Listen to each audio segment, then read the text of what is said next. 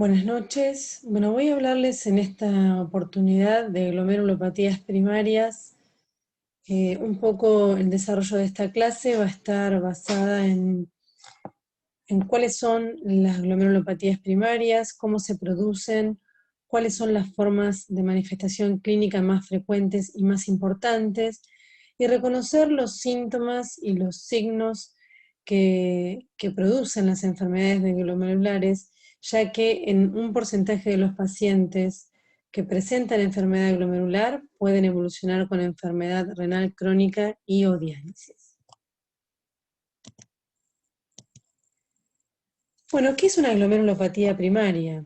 Son todas aquellas enfermedades glomerulares en ausencia de infecciones, carcinomas, linfomas, leucemias, drogas. Algunos fármacos pueden producir glomerulopatías, enfermedades hematológicas, hemopatías, vasculitis, colágenopatías como el lupus, la esclerodermia, el Sjögren, enfermedades metabólicas como podría ser la diabetes, es decir, cualquier signo de enfermedad sistémica o extrarrenal.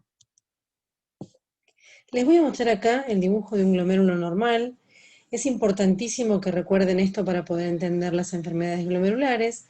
A todo esto se le llama el ovillo capilar, que tiene una arteriola aferente, una arteriola eferente, el polo urinario. Y acá vemos las asas capilares glomerulares con el núcleo de la célula endotelial. Es importante que sepan que cuando hablamos de depósitos subendoteliales, están dentro de la asa capilar, como el endotelio, porque es un endotelio. Esta es la pared capilar con la membrana basal, y por fuera, estos como espiculitas que hay, son los pies de los podocitos. Este es un podocito, que son la célula visceral. Entonces, tenemos el mesangio con la matriz mesangial y las células mesangiales, que las células mesangiales no deben tener más de 3 núcleos por áreas mesangiales. Las áreas mesangiales deben ser escasas. La cápsula de Bowman, que es esta que está acá, debe tener una sola fila de células, que son las células parietales, y el espacio de Bowman debe estar respetado. Acá vemos un glomérulo. Esto es tal cual como se ve un glomérulo en una biopsia de riñón. Vemos el espacio de Bowman conservado, una sola fila de células parietales, el asa capilar abierta, permeable, con el núcleo de la célula endotelial. Acá vemos podocitos. Esto que está coloreado se llama paz esta tinción. Áreas mesangiales muy delgadas, con no más de 3 núcleos por área mesangial. Y acá vemos el área tubular. Acá vemos los túbulos que están back to back, es decir, uno pegado al otro, sin grandes áreas intersticiales. Así es como vemos una biopsia de riñón normal. La patogenia. La mayoría de las glomerulopatías primarias y secundarias están relacionadas con alteraciones del sistema inmunológico, aún en aquellos casos en donde no hay evidencia de inmunocomplejos o complemento en la pared capilar o el mesangio. ¿Esto qué quiere decir? Nosotros por inmunofluorescencia podemos determinar el depósito de inmunoglobulinas dentro del glomérulo, en las distintas áreas del glomérulo. Cuando la inmunofluorescencia no muestra inmunocomplejos, es decir, es pausa inmune, también se vio que en esas enfermedades media el sistema inmunológico celular, es decir, las interleuquinas, los linfocitos, es decir, parte de la inmunidad no mediada por inmunoglobulinas. Los mecanismos más comunes patogénicos son el depósito pasivo de inmunocomplejos circulantes o la formación in situ, es decir, que se forme dentro del área donde después va a ser reconocido por un anticuerpo, un antígeno. Y el sistema del complemento es muy importante porque el sistema del complemento es una respuesta que en realidad está sobreexpresada, y esa sobreexpresión del sistema del complemento es el que lleva al daño tisular en numerosas glomerulopatías. Entonces dijimos que la patogenia es inmune, y también hay un mecanismo inflamatorio y un mecanismo no inflamatorio. ¿Qué quiere decir esto? Que no es lo mismo hablar de una glomerulopatía que de una glomerulonefritis. En algunas glomerulopatías hay un componente inflamatorio que hace que se denominen glomerulonefritis. Y otras glomerulopatías son simplemente, por ejemplo, alteraciones de la pared capilar con fusión pericelar sin inmunocomplejos, es decir, sin ningún mecanismo inflamatorio que medie ese daño. Las proteínas del complemento producen injuria e inflamación. El evento central es, en la cascada del complemento, es el clivaje de C3 con la producción del complejo de ataque C5b9, y este tiene un rol muy activo en la inflamación de las enfermedades glomerulares. Acá vemos la vía clásica y la vía alternativa, y esto es muy importante para nosotros los nefrólogos porque algunas glomerulopatías están mediadas por la vía clásica y otras por la vía alternativa. Entonces, conocer si un paciente tiene hipocomplementemia y si esa hipocomplementemia es por C3 o es por C4, para nosotros es muy importante. La vía final común es el complejo de ataque, pero hay más consumo de C3 en la vía alternativa y de C4 en la vía clásica. Y también saber que dentro de las glomerulopatías pueden estar las vías de la maltosa, de la lecitina, que son también vías de la prosperdina, que son coadyuvantes al sistema inmunológico y al daño glomerular. Entonces, las proteínas del complemento, cuando se activan, favorecen acciones como aumentar la actividad fagocítica, producir lisis de las células susceptibles o de microorganismos patógenos, solubilizar y eliminar los complejos inmunológicos y regular la producción de anticuerpos. Cuando hay una estimulación del complemento, todo esto genera daño. Entonces, este complejo C5b9 produce injuria en todas las células, es decir, en el área epitelial, endotelial, mesangial y también túbulo intersticial. Acá vemos cómo dentro de los mecanismos patogénicos tenemos las inmunoglobulinas, los anticuerpos antimembrana basal glomerular, que pueden verse en las vasculitis, que cuando hay compromiso alveolar es el síndrome de Goodpatcher, el complemento, algunas citoquinas o linfoquinas, y los ANCAs, que son los que están mediando el daño en las glomerulonefritis extracapilares pauci-inmune o tipo 3, que ya vamos a ver más adelante. Entonces, acá tenemos lo que son los patrones. Una cosa es hablar de patrón y otra cosa es hablar de glomerulopatía. Quizá esto es un concepto un poco complejo, pero que ustedes sepan que existen glomerulopatías de cambios mínimos, la esclerosis focal y segmentaria, la glomerulopatía membranosa, las glomerulopatías mesangiales, la membranoproliferativa, la glomerulonefritis endocapilar, la glomerulonefritis extracapilar y la fibrilar o la inmunotactóide. Pero también vamos a ver ahora que podríamos tener una glomerulopatía mesangial mediada por IgA, es decir, una glomerulonefritis por IgA, que pudiera también tener lesiones de esclerosis segmentaria, o que podemos tener una IgA con patrón de cambios mínimos. Entonces, ¿por qué es tan importante la inmunofluorescencia? Porque estas son diagnósticos de patrones ópticos, y según el diagnóstico que acompañe la inmunofluorescencia, un cambios mínimos, para hacer un cambios mínimos tiene que tener, por ejemplo, una inmunofluorescencia negativa, es decir, que no haya evidencia de inmunocomplejos. Este concepto que pareciera complicado en realidad es el complemento de la digamos, indispensable rol que tiene la inmunofluorescencia. La inmunofluorescencia es tan importante como la microscopía óptica para el diagnóstico de las glomerulopatías. Bueno, entonces vimos que tenemos patrones, pero también tenemos inmunoglobulinas. Entonces en la IgA va a haber predominio de IgA, en el John-Lee-Henoch es igual que la IgA, pero se acompaña de púrpura. Existen formas mesangiales, es decir, depósitos en el mesangio que pueden ser de IgM, y ahí hablamos de la nefropatía por IgM.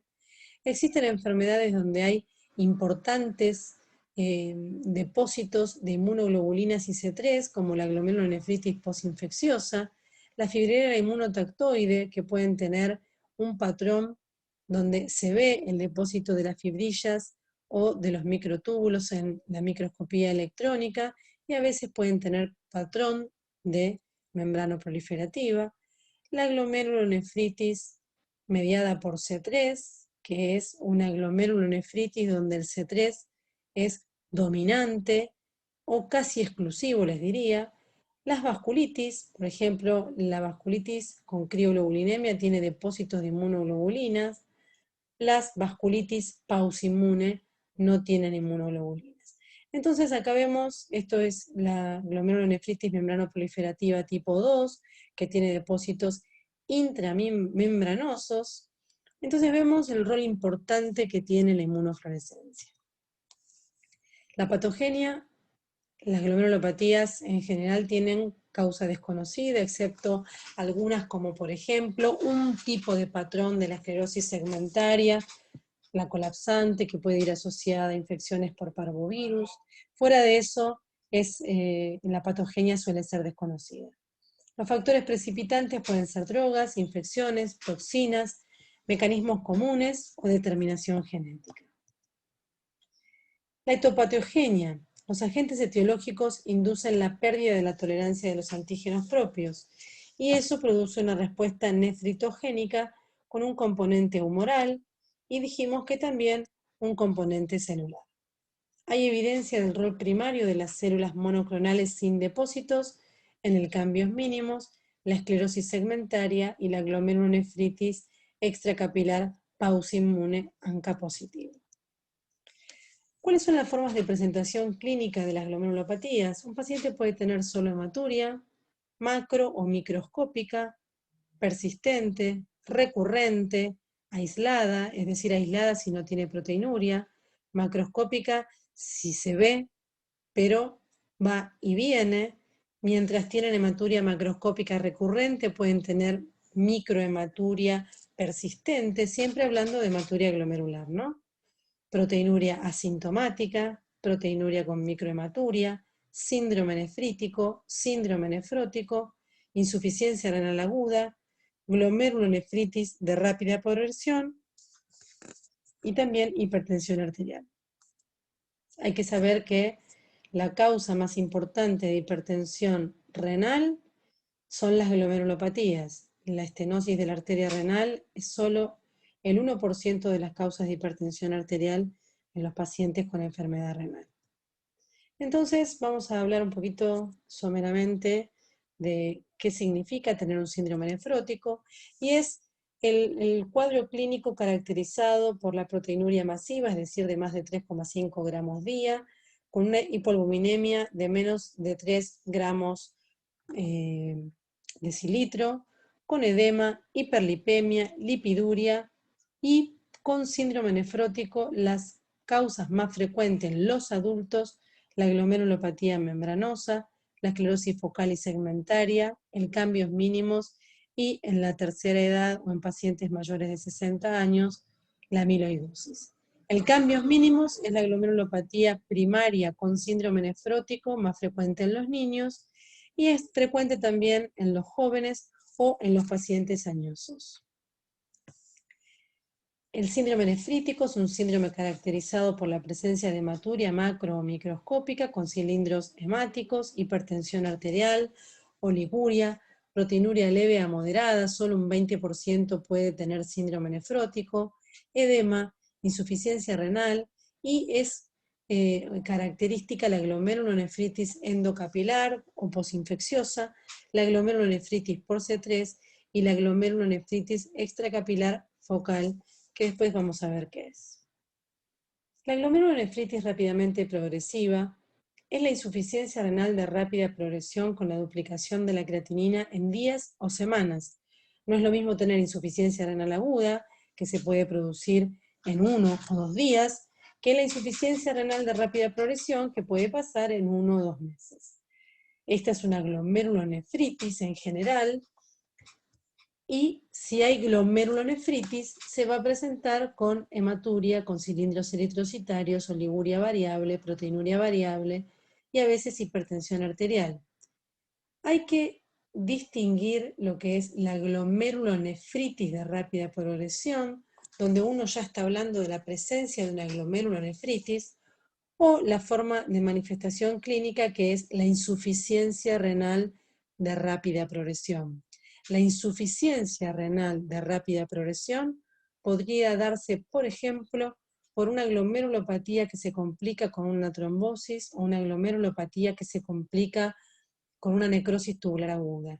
Entonces esto acelera la presentación clínica de insuficiencia renal, pero no estamos en presencia de una glomerulonefritis.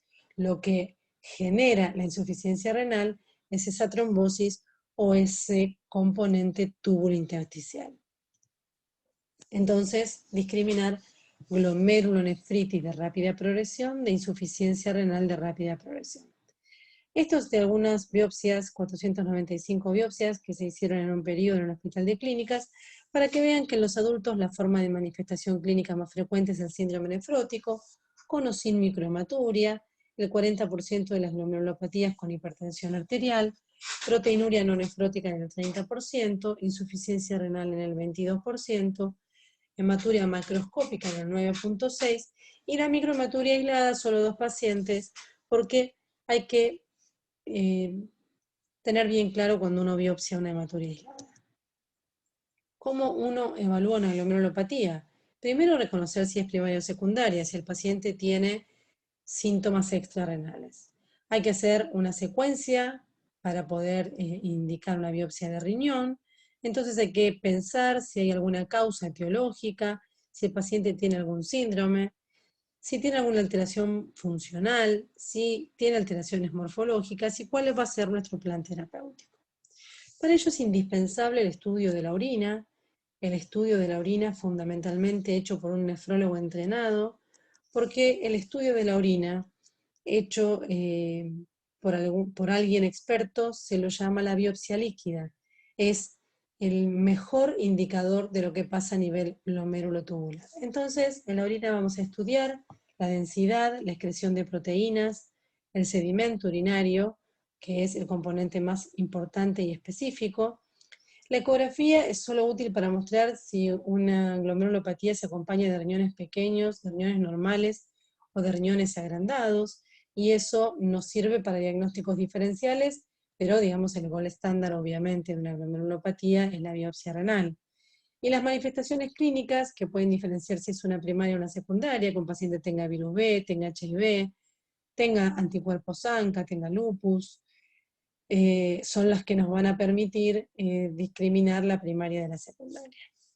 La biopsia de riñón siempre tiene que ser estudiada con microscopía óptica e inmunofluorescencia, y en algunas glomerulopatías, como el síndrome de Alport, la enfermedad de la membrana basal fina, la glomerulonefritis por C3, que tiene un subtipo que es la que tiene patrón membrano proliferativo con depósitos intramembranosos, la fibrilar, la inmunotactoide y la amiloidosis. Se ve la amiloide, pero hay tinciones específicas para amiloidosis. Son las glomerulopatías donde es importante la presencia de la microscopía electrónica. La microscopía electrónica no es un estudio de rutina, por lo menos en nuestro país. Bueno, ¿qué es la proteinuria? Saber que esta no es una clase de proteinuria, pero que en el adulto se eliminan hasta 150 miligramos día, que pueden aumentar hasta 300 durante el embarazo, que el glomérulo filtra numerosas proteínas plasmáticas que se reabsorben en los túbulos, pero nunca una proteinuria tubular es mayor a 2 gramos día, es decir, un paciente con una nefritis intersticial. Para diferenciar los distintos tipos de proteinuria se puede hacer un uroproteinograma electroforético, que es similar al que se hace en el plasma, pero que permite la corrida de las proteínas a nivel para reconocer si son glomerulotubulares. Esto es el estudio de una orina con ácido sulfosalicílico. Esta es una orina sin proteinuria, esta es una orina con proteinuria leve, y una orina con proteinuria en rango nefrótico. Acá vemos cómo floculan las proteínas. Este reactivo, el ácido sulfosalicílico, permite precipitar todas las proteínas, las glomerulotubulares, es decir, la proteína de Benson-Jones, la cadena liviana, puede precipitar mioglobina, hemoglobina. En cambio, el Albustix, que se usa en las orinas completas en general en los laboratorios, permite precipitar solo la albúmina, por lo que para determinar si ahí hay presencia o no de proteínas, hay que hacer una proteinuria de 24 horas y si uno quiere saber en qué banda migran esas proteínas, un uroproteinuro. En el sedimento urinario podemos encontrar leucocitos, hematíes, eritrocitófago, que es un macrófago, una célula tubular que fagocita a un glóbulo rojo, cilindros, lipiduria, cristales, células epiteliales, bacterias u hongos. Acá vemos una hematuria dismórfica, esto es un cilindro hemático. Para mostrarles un cilindro hemático, les voy a explicar qué es un cilindro.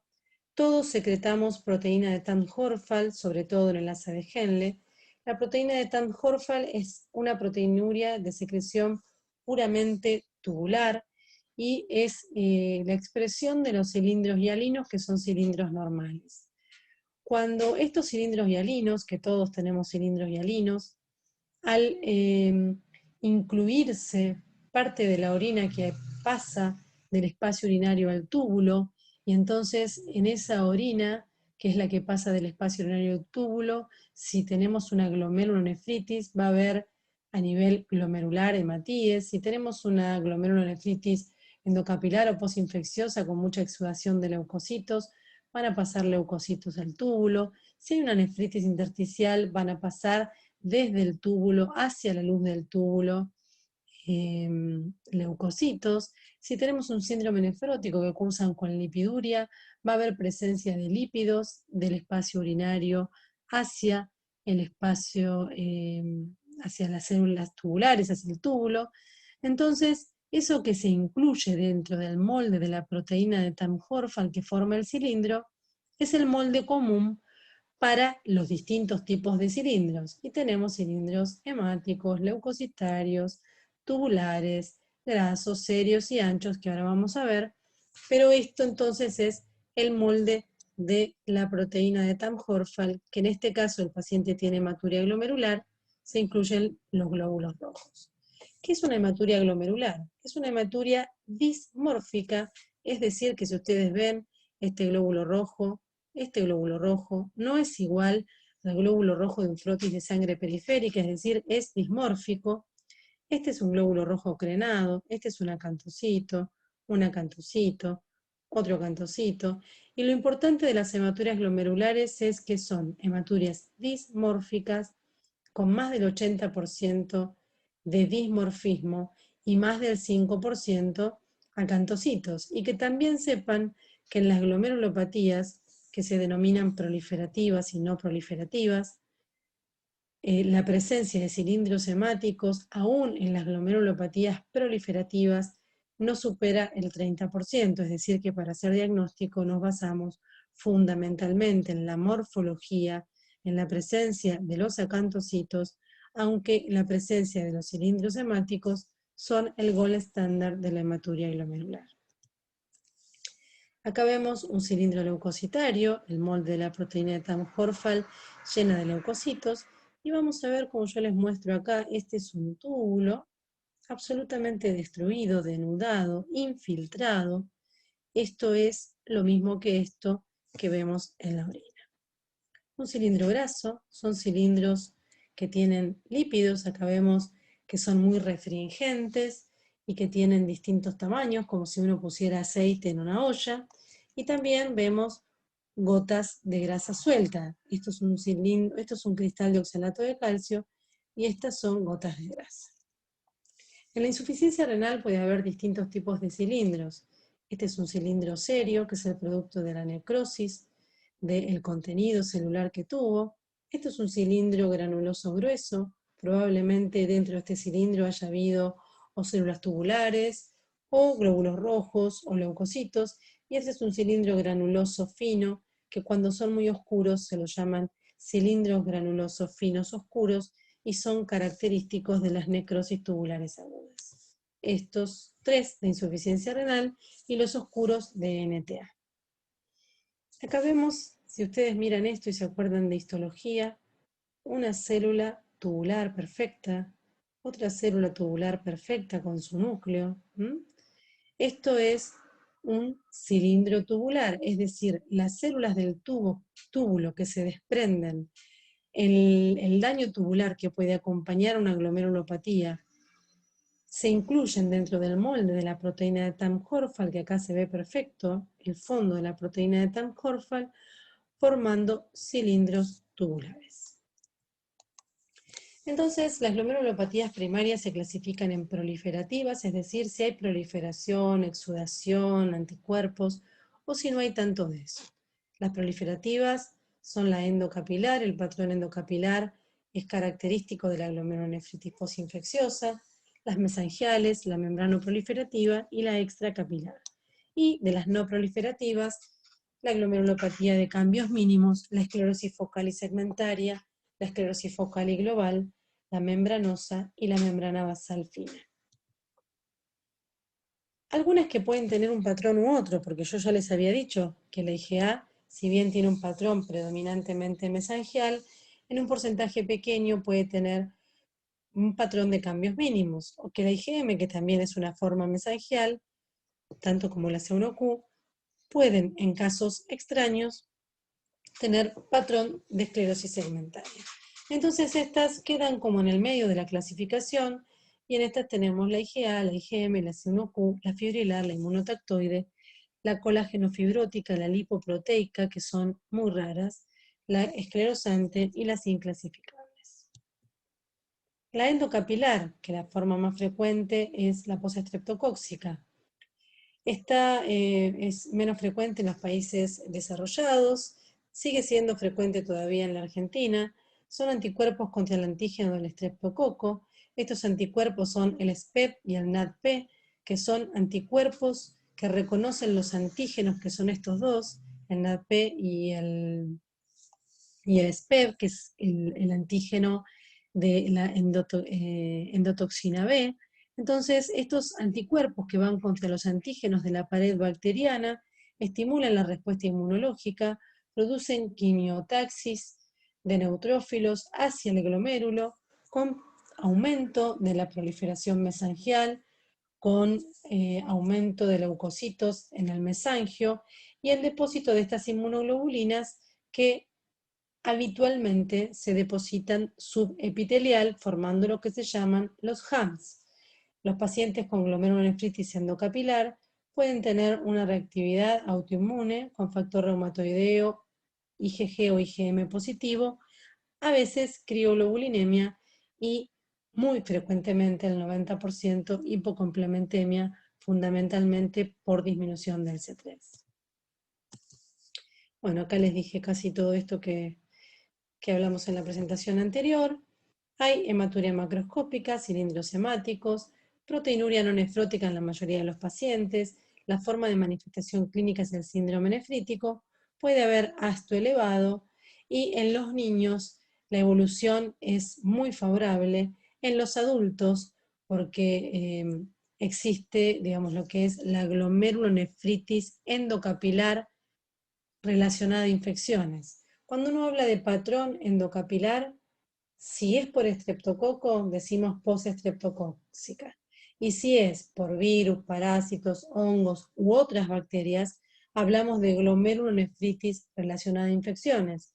Se vio últimamente que la glomerulonefritis relacionada a infecciones, es decir, por otros gérmenes, puede presentarse en los pacientes adultos, en poblaciones vulnerables como los HIV, los pacientes adictos, los pacientes diabéticos, y que estos pacientes pueden tener patrones más severos con peor evolución y evolución a la enfermedad renal crónica. Y que en estos pacientes, en lugar de tener previo una faringitis o una celulitis, como pasa en la postestreptocóxica, se puede tener osteomielitis, abscesos de órganos sólidos, infecciones del tracto urinario, neumonías, es decir, que la glomerulonefritis relacionada a infecciones por otros gérmenes también puede ser por cuadros clínicos infecciosos relacionados a otros órganos u otros compromisos. La endocapilar tiene casi invariablemente hematuria porque es un patrón de glomerulonefritis, que puede ser macroscópica, que siempre seguro es microscópica. Los pacientes tienen edema, hipertensión arterial y oligura variable. La anuria es rara y la anuria debería hacernos pensar de un patrón extracapilar y en ese caso estaría indicada la biopsia de riñón. Acá vemos un patrón endocapilar con engrosamiento de las paredes capilares, aumento de las células endoteliales, proliferación de la matriz y de las células mesangiales, lobulaciones, y en la inmunofluorescencia se ven depósitos granulares que pueden tener distinta distribución. Esta distinta distribución, alguien le puso nombres, el cielo estrellado, no tiene importancia para ustedes, pero sí que vean acá la membrana basal glomerular y el HAMP, que es el inmunocomplejo, que se deposita del lado del podocito, es decir, subepitelial, y en la inmunofluorescencia hay predominio de IgG y C3, fundamentalmente en las paredes capilares, que es donde se depositan estos inmunocomplejos, que también se llaman HAMS o jorobas. Bueno, las glomerulopatías o glomerulonefritis mesangiales son una entidad morfológica definida por el aumento de las células mesangiales o de la matriz mesangial que se observan por microscopía electrónica con indemnidad de la pared, es decir, que las inmunoglobulinas son exclusivas del mesangio. Pueden existir depósitos de inmunocomplejos porque raramente está la forma sin inmunoglobulinas. Entonces, dentro de las primarias tenemos la glomerulonefritis por C3, sin depósitos, y también tenemos la IgA y la IgM, ¿no? No sé por qué acá no las puse, pero hay más adelante una diapositiva. La glomerulonefritis mesangial primaria, la forma más frecuente es la proteinuria con microhematuria, no el síndrome nefrótico. Puede presentarse como proteinuria masiva, se llama proteinuria masiva la presencia de proteinuria en rango nefrótico sin hipoalbuminemia, con microhematuria aislada o hematuria macroscópica.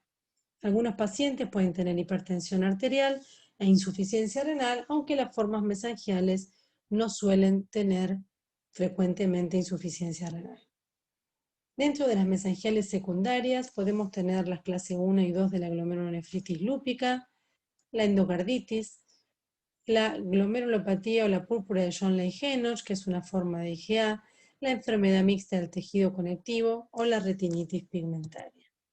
El tratamiento, que no vamos a hablar de tratamiento, lo voy a pasar, es con corticoides. Y tenemos la glomerulonefritis membranoproliferativa. Esta es una clasificación antigua, pero más fácil de comprender, porque la nueva clasificación, donde la glomerulonefritis por C3, es decir, la glomerulonefritis donde la inmunoglobulina más importante que media el día, el daño en realidad no la inmunoglobulina, sino el componente del sistema inmunológico es el complemento, y entonces este complemento dominante le da el nombre de la glomerulonefritis por C3. La glomerulonefritis por C3 puede tener patrón endocapilar, patrón extracapilar, pero fundamentalmente patrón membrano proliferativo.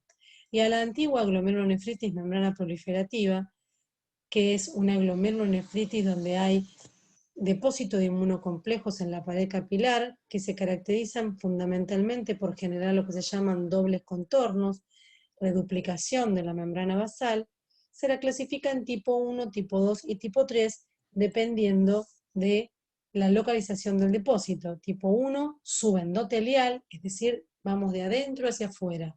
Tipo 2, con depósitos densos. Y tipo 3, se la llama la membranosa mixta porque hay predominio de inmunocomplejos del lado subepitelial.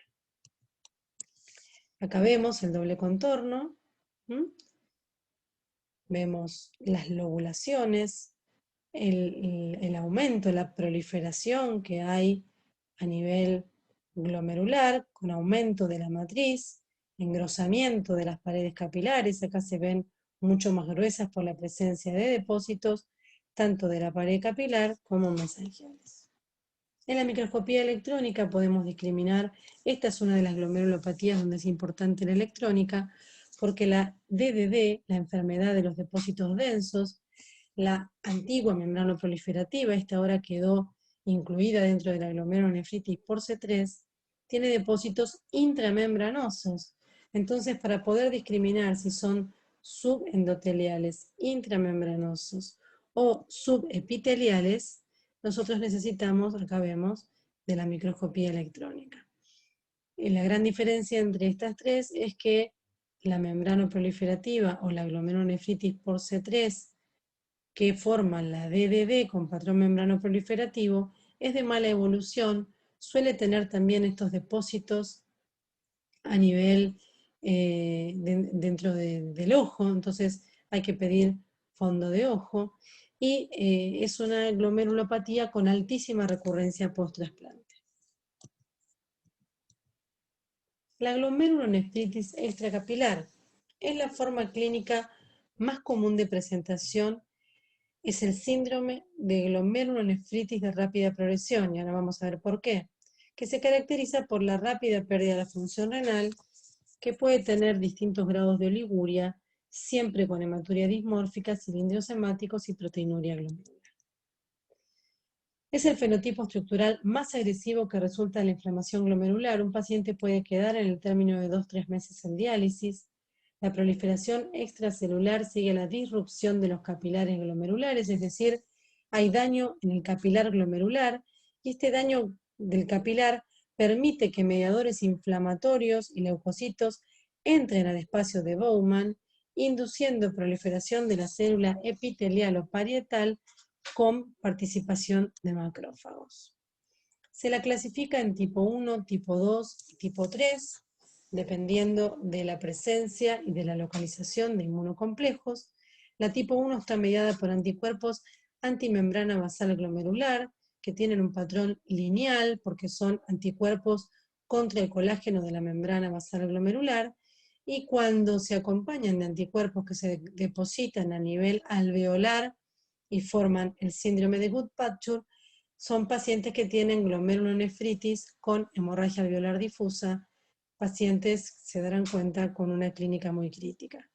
La glomerulonefritis extracapilar tipo 2 está medida por inmunocomplejos, ahí pueden entrar las formas extracapilares del John Ley-Henoch, de la IgA, de las drogas, raramente las formas extracapilares de la membranosa, las formas extracapilares del lupus, de la posinfecciosa, todas glomerulopatías mediadas por inmunoglobulinas.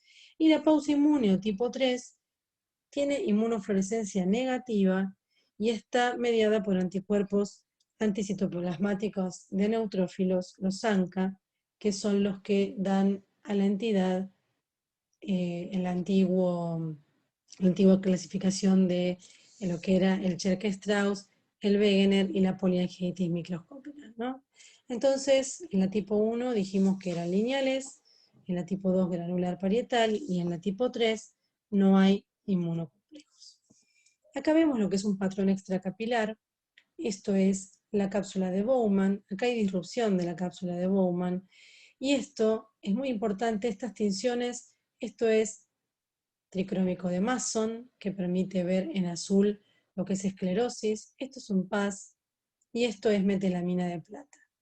Entonces, estas tinciones nos permiten también discriminar si el daño es un daño ya con presencia de colágeno, de fibrina, o si es un daño agudo, donde está mediado fundamentalmente por células. ¿Y por qué eso es importante? Porque se dice, o se denomina, semiluna, a la presencia de más de 2 filas de células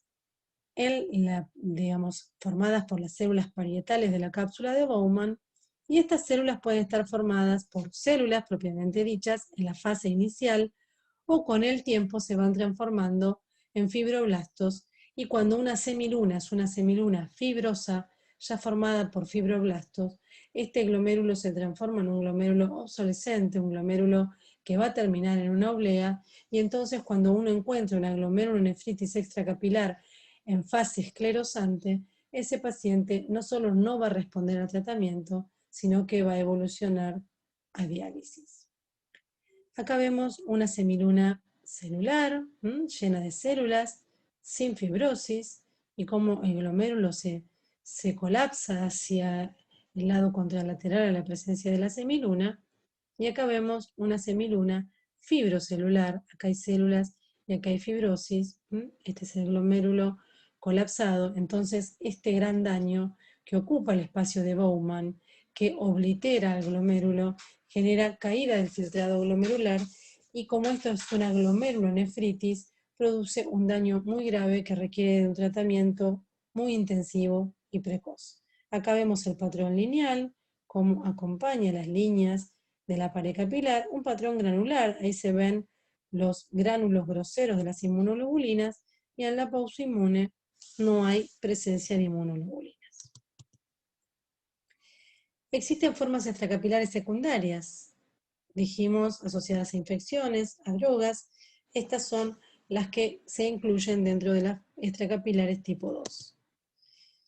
Y enfermedades sistémicas como el lupus, el síndrome de Goodpasture, el John-Ley-Henoch, la poliangitis microscópica, la GPA, la MPA, el Churg-Strauss, la crioglobulinemia, la policondritis recidivante, los carcinomas o los linfomas.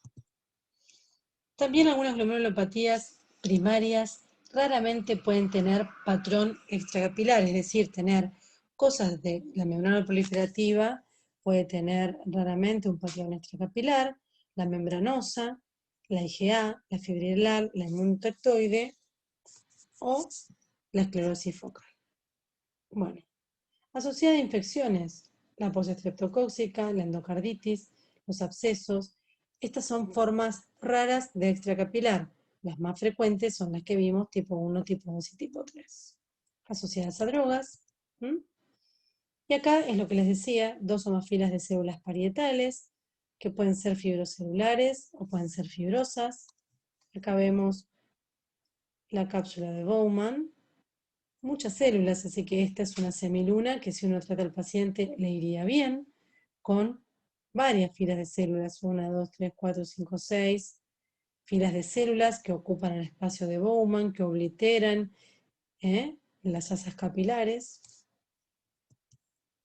Acá vemos un foco de necrosis fibrinoide, en general se pueden acompañar de daño vasculítico, y es muy importante saber si está indemne o no la cápsula de Bowman, porque cuando la cápsula de Bowman está disruptiva, hay permeabilidad hacia el glomérulo con exudación e inflamación, y eso lleva a ese glomérulo a la pérdida definitiva.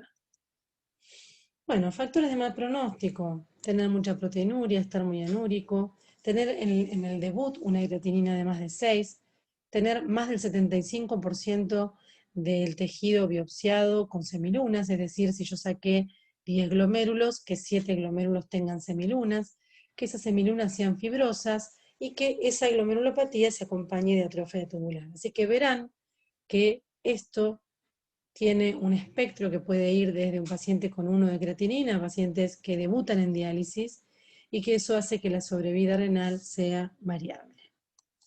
Vamos a hablar de tratamiento.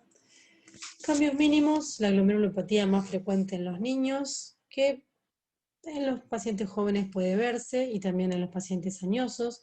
Existen formas primarias y formas secundarias. Las formas primarias, les diría que es la glomerulopatía más indolente. Se llama cambios mínimos porque a la microscopía óptica no se ven cambios en el glomérulo, y sí se ven en la microscopía electrónica, que se ve la fusión pedicelar. La fusión de los pedicelos, de los podocitos, genera cambios en la permeabilidad de la membrana basal, permitiendo el pasaje de la albúmina. Por eso es una glomerulopatía con una proteinuria muy selectiva. La forma de presentación más frecuente es el síndrome nefrótico, y existen formas secundarias a infecciones, a drogas, que acá después ustedes van a leer, a tumores, a leucemias, a linfomas, cáncer de pulmón, páncreas y también algunas cuestiones alérgicas. Bueno, disfunción de las células T, producción de factores de permeabilidad, anormalidades en la inmunidad mediada por células. La glomerulopatía de cambios mínimos tiene inmunofluorescencia negativa. La esclerosis glomerular focal y segmentaria es uno de los patrones más frecuentes en el adulto, que se manifiesta con síndrome nefrótico. Es la segunda causa de síndrome nefrótico en la infancia. Existen formas primarias o secundarias dentro de lo que es la glomerulosclerosis focal y segmentaria con síndrome nefrótico. Dentro de las primarias son idiopáticas o secundarias HIV, heroína. La del HIV es una variante que se llama colapsante de una glomerulopatía secundaria HIV, pero que tiene un patrón determinado. En cambio, el patrón de esclerosis segmentaria por alteraciones glomerulares que llevan a la hiperfiltración, y esa hiperfiltración, como puede suceder en el reflujo, en la obstrucción, llevan a la presencia de un patrón de esclerosis segmentaria, tienen fusión pedicelar no difusa, es decir, que en la microscopía electrónica se ven fusión pedicelar en parches y en general hay proteinuria masiva y no síndrome nefrótico. Acá estamos hablando de las que son por reducción de la masa renal. Cuando hablamos de HIV, la colapsante, síndrome nefrótico y muy severo. La colapsante, junto con el cambios mínimos, son glomerulopatías que pueden tener proteinuria en rango mayor a 10 gramos día, con síndrome nefrótico, ¿no? Bueno, la clínica, la proteinuria, el síndrome nefrótico con hematuria, no tanta hematuria, por supuesto, como una glomerulonefritis, porque esto es una glomerulopatía. En la microscopía óptica hay colapso de capilares con aumento de la matriz mesangial, adherencias a la cápsula, células espumosas y aliniosis. Y en el caso de las primarias, que se tratan con inmunosupresión, el 40% responde a corticoides y cuando no responden a corticoides hay que pasar a segundas líneas. Existen variantes, solo para mencionarlas, no vamos a mostrar fotos de las variantes, que son la celular, la colapsante, la tip lesion o la lesión de la punta, la hipertrofia glomerular y la proliferación mesangial. Acá vemos, ¿no? Esto es un foco de esclerosis segmentaria, acá hay adherencia a la cápsula de Bowman, se pone como obsolescente y desaparecen las luces capilares. Entonces, en los casos de formas secundarias a pacientes que tienen enfermedades que reducen la masa renal y eso produce hiperfiltración con adaptaciones glomerulares, como la nefropatía por reflujo, la displasia, la oligomeganefronía, la obesidad mórbida o las células de Sickle, tienen proteinuria masiva con insuficiencia renal, sin hipoalbuminemia, y en la microscopía electrónica la fusión pedicelar no es difusa. También vemos secundarias a formas hereditarias, al consumo de heroína, a la nefroesclerosis hipertensiva, a la preeclampsia, y en el caso del HIV, secundaria HIV, pero la forma de manifestación clínica es el síndrome nefrótico. Bueno, acá tenemos síndrome nefrótico, forma más frecuente de presentación de la esclerosis segmentaria. Y la membranosa, muy importante conocerla porque la membranosa también en distintas series, o la membranosa o la esclerosis segmentaria, la glomerulopatía más frecuente en el adulto, se la define por un patrón que tiene engrosamiento parietal, o sea, de la pared, difuso y uniforme. En la membrana proliferativa, ese engrosamiento con dobles contornos podía ser en algunas asas, en otras no.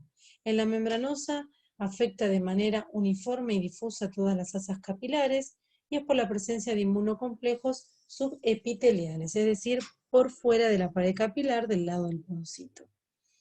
Estos inmunocomplejos son en principio electrón densos y en la medida en que avanza la glomerulopatía se transforman en electrón lúcidos y así se ven en la fase 4 de la membranosa.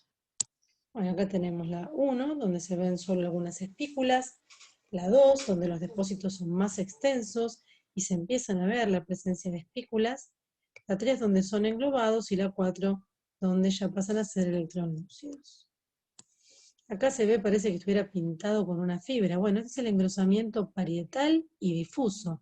Todas las paredes capilares por la presencia de inmunocomplejos que son subepiteliales. Acá podría ser uno, podría ser otro.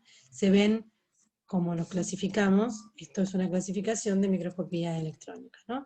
Pero se ve el engrosamiento difuso y se pueden ver estas espiculitas con técnicas, esto es la técnica de Paz de microscopía óptica. Y acá vemos cómo se ven, estos ya son depósitos englobados, pero se ve perfecto que son difusos. Esto es con metelamina de plata, que es una técnica que permite ver bien las membranas, cómo se ven las espículas en la membranosa.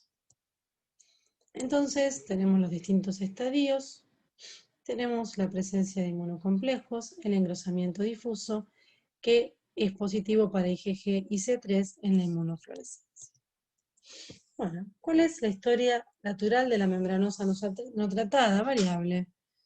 Es una glomerulopatía que, como puede producir síndrome nefrótico importante y en general no se sabe por qué tiene mayor riesgo de trombosis, en el síndrome nefrótico de todas las glomerulopatías se pierde al abrirse, digamos, la barrera de filtración, factores de la coagulación, se pierden lípidos y se pierde albúmina. Cuanto mayor es la hipoalbuminemia, mayor probabilidad de alteraciones del fibrinógeno, y estas alteraciones del fibrinógeno son las que llevan a la trombosis.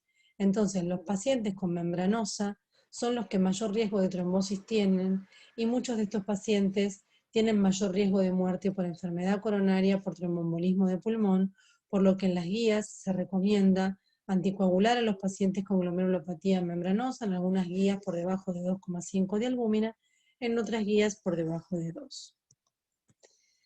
Bueno, existen formas secundarias, esto es importantísimo. Si un paciente mayor de 60 años tiene un patrón membranoso, antes de iniciar un tratamiento inmunosupresor, se deben descartar los tumores, porque es la glomerulopatía secundaria a tumores más frecuente en el adulto, que no quiere decir que no puedan tener una glomerulopatía primaria. Entonces, en ese caso, hay que estudiar a los pacientes descartando tumores y también se puede pedir el anti-PLA2R, que es el anticuerpo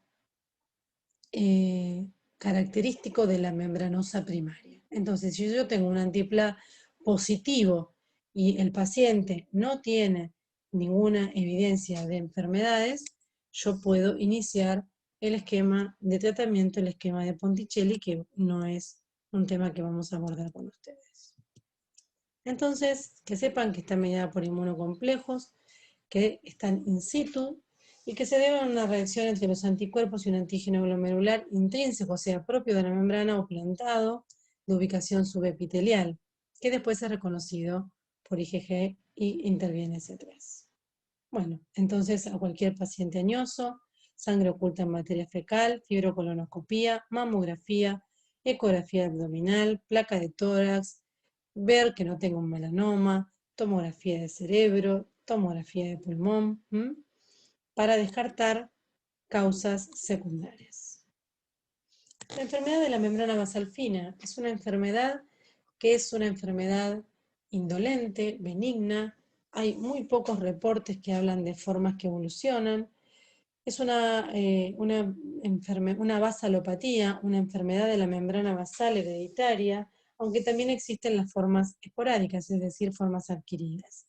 Es una causa frecuente de hematuria glomerular, que en general tiene muy poca proteinuria, con adelgazamiento de la membrana basal por debajo de 250 nanómetros, que puede tener hasta un 5% de prevalencia en glomerulopatías primarias cuando se estudian con microscopía electrónica, que la proteinuria puede llegar a medio gramo, aunque hay reportes de proteinurias de 2 y 3 gramos, y que la hematuria macroscópica es mucho menos frecuente que la microscópica.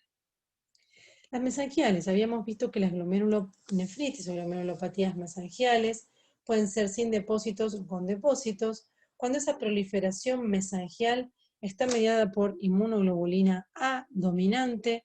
Hablamos de la glomerulopatía por IgA, que es la glomerulopatía primaria más frecuente del mundo, que se manifiesta con proteinuria y hematuria, puede ser hasta con hematuria aislada, que es por la desregulación de la inmunoglobulina A, que se secreta fundamentalmente a nivel intestinal o en la mucosa nasal. Cuando una glomerulopatía es no IgA, si tiene dominancia de IgM es IgM, si tiene dominancia de C1Q es una C1Q, si tiene dominancia de C3 es una C3 y puede tener también C3 e IgG. Es decir, que el nombre en las mesangiales lo va a dar la inmunofluorescencia. Entonces acá vemos aumento de la matriz y de la celularidad mesangial sin afectación de la pared capilar. Y vemos en la inmunofluorescencia que las paredes capilares están respetadas, pero que se ve el mesangio con inmunoglobulinas. La IgA es la más frecuente del mundo, afecta fundamentalmente a varones, jóvenes, puede cursar con hematuria aislada, hematuria de proteinuria y o síndrome nefrótico, y es una glomerulopatía que cuando tiene proteinuria mayor a 1 gramo, o cuando persiste, o cuando la hematuria es muy activa, sin tratamiento, en el 40% puede evolucionar a la enfermedad renal crónica y requerimiento de diálisis. La patogenia es la alteración de la regulación de la IgA. Hay proliferación mesangial con expansión mesangial. Puede haber necrosis fibrinoide. Hay una clasificación que ya tiene unos cuantos años, que es el MEST, que es la clasificación de Oxford. M de mesangial, S de esclerosis segmentaria, E de endocapilar y T de tubular, y ahora le agregaron la C de semilunas en inglés, ¿no? Y entonces uno puede tener solo proliferación mesangial con esclerosis segmentaria, proliferación mesangial con esclerosis segmentaria con proliferación endotelial, agregarle a eso un daño tubulointersticial mayor al 20% y o la presencia de semilunas. Entonces, según cómo sea la histología de una IgA, también va a tener una correlación clínica y también se va a coincidir con la evolución. Dentro de lo que son digamos, los índices más activos tenemos las semilunas y la proliferación endotelial, pero la presencia de esclerosis segmentaria ya la presencia de una lesión irreversible. Entonces la histología en una IgA es muy importante. Bueno, acá vemos proliferación mesangial. En este caso no tenemos ni semilunas, ni esclerosis segmentaria. Acá tenemos una IgA, esto es una inmunofluorescencia para IgA. La forma más frecuente de manifestación clínica es la hematuria leve con proteinuria. Acuérdense que las glomerulopatías se pueden acompañar de hipertensión arterial, pueden tener proteinuria masiva, formas de rápida progresión, pueden también complicarse con insuficiencia renal aguda porque los pacientes que tienen mucha hematuria pueden tener oclusión de los cilindros hemáticos, digamos, por cilindros hemáticos en los túbulos. Y estas formas de presentación a veces generan daño tubular. Bueno, la IgM es una nefropatía mesangial mediada por inmunoglobulina M. La incidencia es baja y la forma de presentación clínica más frecuente es el síndrome nefrótico, también más frecuente en los varones. Acá vemos que en la inmunofluorescencia hay IgM mesangial difusa, granular parietal segmentaria. ¿Qué quiere decir? Que está en la pared, que tiene forma de gránulos, que es difusa y que se ve en el mesangio. La C1Q, una glomerulopatía rara, caracterizada por el depósito en el mesangio, que es dominante de C1Q, que es una de las fracciones del complemento. En el hospital tuvimos 11 pacientes. La forma de presentación clínica más frecuente es el síndrome nefrótico y por suerte es una glomerulopatía córtico-resistente de buena evolución. Bueno. La fibrilar es una entidad primaria infrecuente que pertenece al grupo de las glomerulopatías fibrilares rojo-congo negativa. ¿Qué quiere decir eso? Que cuando hablamos de glomerulopatías por depósitos, hablamos de la amiloidosis, la fibrilar y la inmunotractoide. Pero para la amiloidosis tenemos tinciones especiales que nos permiten, cuando vemos que en la microscopía electrónica, óptica, hay algo depositado y no se sabe bien qué es, se recurre a la técnica de rojo Congo y la tioflavina T para descartar amiloidosis. Si se descarta amiloidosis y se sospecha que hay algún depósito, hay que tratar de hacer la fijación de ese material para microscopía electrónica y poder ver los microtúbulos o las fibrillas. Las fibrilares, que se manifiestan fundamentalmente con síndrome nefrótico, en el hospital, fíjense, en una frecuencia de 14 años, el bajo número de casos, ¿no? Y esto tiene que ver con lo experta que es la patóloga del hospital, ¿no? Que puede sospechar esta glomerulopatía. Es una glomerulopatía que en general tiene mala evolución. Existen formas, por supuesto, primarias y secundarias. La primaria fibrilar puede ir asociada al tabaquismo y las formas secundarias pueden ir asociadas a algunos tumores. El patrón histológico, ¿se acuerdan que nos mostré una diapositiva donde le hablé de patrones? Puede ser el más frecuente, membrano proliferativo o mesangio proliferativa, raramente la membranosa, pero lo importante es que hay unos depósitos fucsinófilos, es decir, medio claros en la microscopía óptica que hacen sospechar la presencia de estas fibrillas. Entonces, estos son esos depósitos fucsifósilos.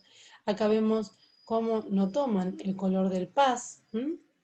Entonces, cuando el patólogo sospecha eso, se pueden ver los microtúbulos o las fibrillas en la microscopía electrónica. Las fibrillas son fibrillas de 12 a 24 nanómetros y están distribuidas al azar. Y los microtúbulos están todos ordenaditos y son un poco más grandes. En general hay depósitos granulares de IgG y de C3 y existen formas secundarias a linfomas y leucemias. Entonces, forma de presentación más común de la inmunotractoide, el síndrome nefrótico, la hipertensión, la microhematuria, requieren de manera indispensable de la microscopía electrónica para diferenciar los depósitos de los microtúbulos. En cambio, en la amiloidosis, las fibrillas de la amiloidosis se pueden ver por tinciones de rojo Congo, tioflavina T. Bueno, hay más para hablar. Podríamos hablar de enfermedad de cadena liviana, donde también sepan que existen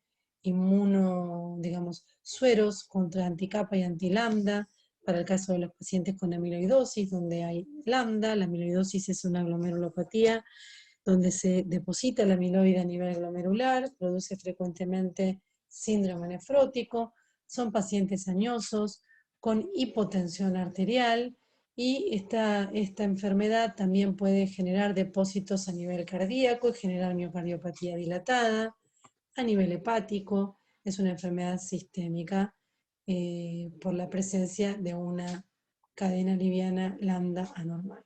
Después podríamos hablar ya de un montón de glomerulopatías, pero tendríamos que hablar de las secundarias, la glomerulopatía del mieloma, la glomerulopatía del lupus, la glomerulopatía diabética, todas glomerulopatías secundarias. El objetivo de la clase de hoy son las primarias y, como verán, es bastante. Yo les ofrezco, si quieren, que pidan en la cátedra, armar un Zoom para consultas, después de que hayan leído, de que hayan estudiado antes del examen, para poder hacer un ping-pong de preguntas de lo que ustedes quieran de enfermedad glomerular. Bueno, muchas gracias.